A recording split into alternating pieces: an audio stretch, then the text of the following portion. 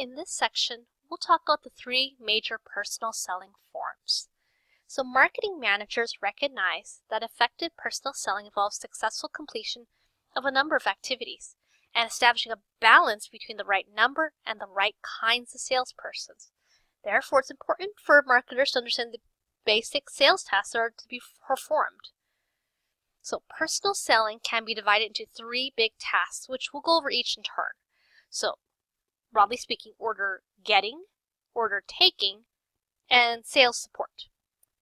So as you can imagine, not everyone uses these terms, but the many roles and titles can be clustered around these three major tasks. So order getters and order takers are focused on obtaining orders on behalf of the company. Sales support usually isn't directly working with orders. Instead, they're more working toward supporting the order getters and order takers. So on the one hand, we can have a single salesperson doing any number of these tasks. So you can think how a single kid may run a lemonade stand. The kid may call out the fresh lemonade, encourage new customers, take orders from friends who have come, and then support by providing customer service if a customer was upset. Smaller organizations may often find it feasible to just have one person do 2 or 3 tasks according to the size and scope of the business. So for example, rather than saying, okay, you're the one who gets new orders and you're the one who just takes in existing ones, you might have something like an account manager where they're focused on whatever the needs are for certain customers. So the counts effectively. On the other hand, we may find it makes sense, especially in larger organizations or where there's less standardized needs, to split up and divide the labor. So we can have someone specialize in what types of sales they do.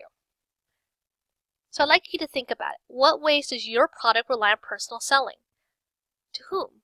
And I really doubt that there's absolutely no personal selling. There's usually something involved. And it may not be traditional buyer to consumer, but there's probably something, whether your idea or your good itself or service, that matters. So for example, you might have a good, but Target or your grocery store isn't just going to sell it because you asked them to. You need to get someone to go out there and talk to them. So in effect, you need to consider what types of selling forms your product or organization might use. So in sum, personal selling involves 3 major tasks that last throughout the relationship, from first getting customers in to helping them on their way to perhaps buying again. So let's talk order getting first. So order getters are concerned with establishing business relationships with new customers and getting new business. So they're all about developing new customers and developing new business. So this may include doing something like getting an existing customer to buy a new product line or a new service from the company that they hadn't before. So order getting is seeking possible buyers with a well-organized sales presentation designed to sell a good service or idea. They may be on the proverbial outside, so right here, outside order getters, where the sellers go to you, as in Xerox or Mary Kay salespersons. They might be inside, where you, the customer, may come to them as you go to the auto dealer. There are pros and cons to having this contracted out. So certain products like high-end customized business products or solutions, you won't want to do that. For maybe a more standardized product, then you might. You may be able to contract for that out. Say, for example, a product where the internet or commercial has a phone number and a call center representative can be trained to do basic problem solving. So rules for success, or rather recipes for success. Order getters must be expert about every aspect of their products.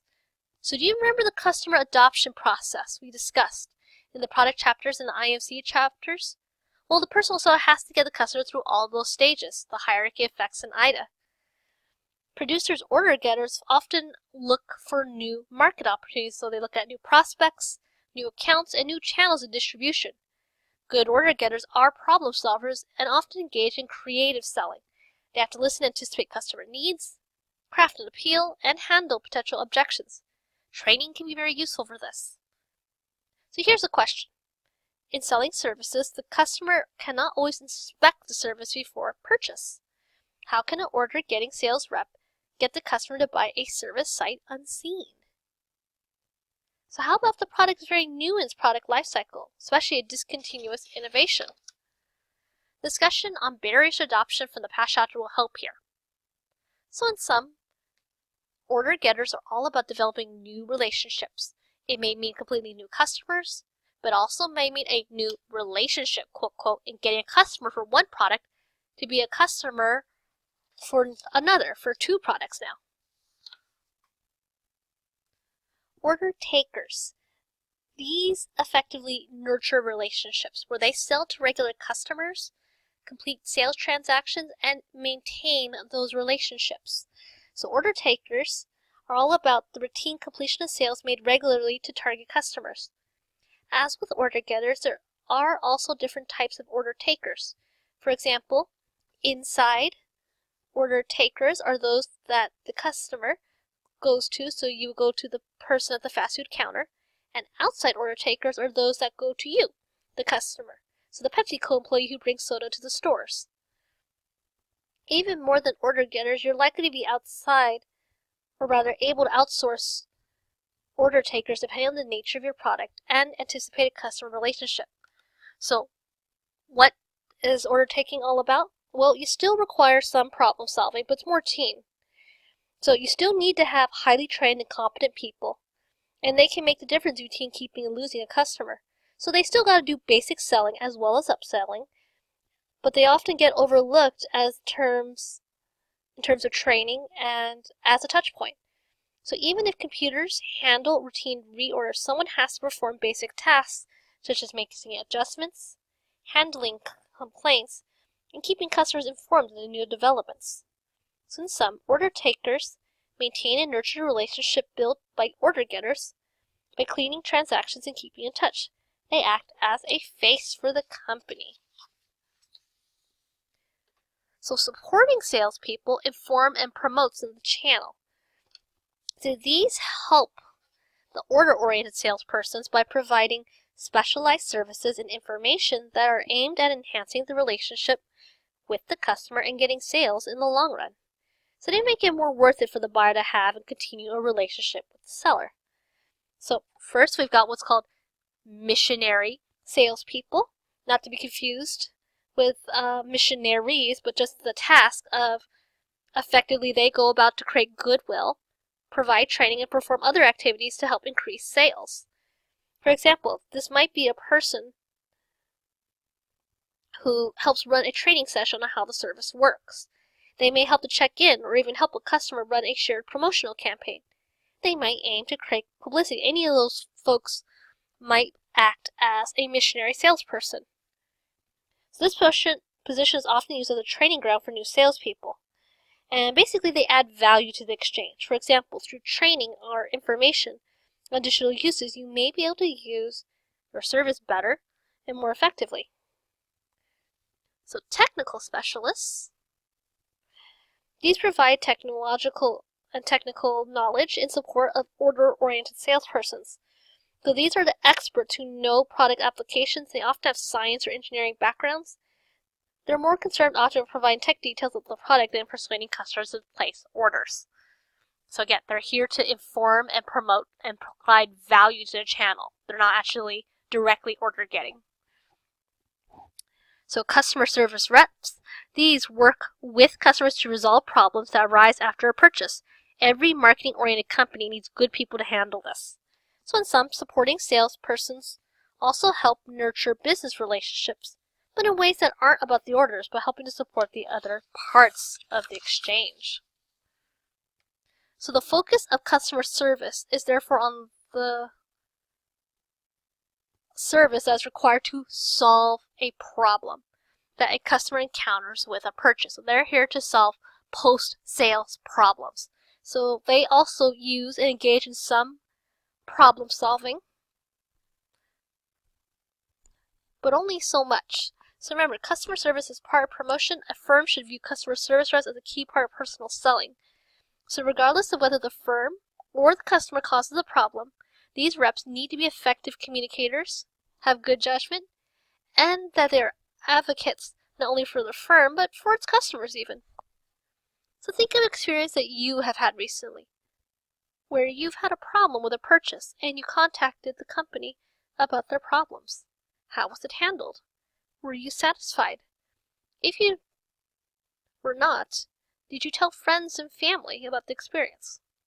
So in sum, remember, customer service is a part of the supporting salespersons, and their role in promoting exchange should not be underestimated.